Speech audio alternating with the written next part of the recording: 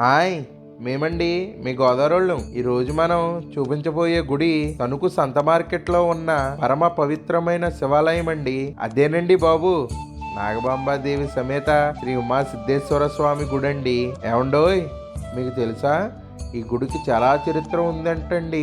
గుడి చరిత్రలోకి వెళితే పూర్వం యోగులు, ఋషులు, సిద్ధులు తపస్సు చేసి వెళ్ళిపోతుండగా అక్కడ ఉన్న పరమ పవిత్రమైన గోస్తనై నది తీరాన ఒక మహాలింగాన్ని తయారు చేసి పూజలు చేసి వెళ్ళిపోయారు అంటండి.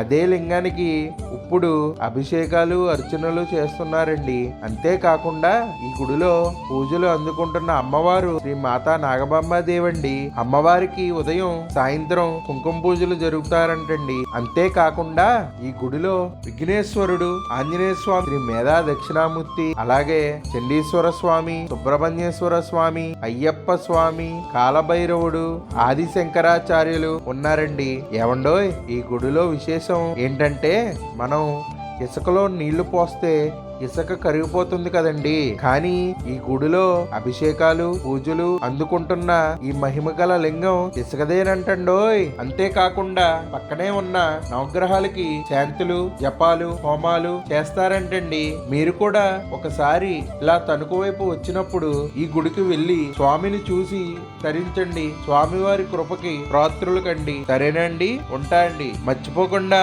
ఈ వీడియో నచ్చితే లైక్, షేర్, కామెంట్, మరీ ముఖ్యంగా సబ్స్క్రైబ్ చేసేయండి. సరేనా అండి? మర్చిపోకండి బాబు, మీ గోదావరియన్స్ ని.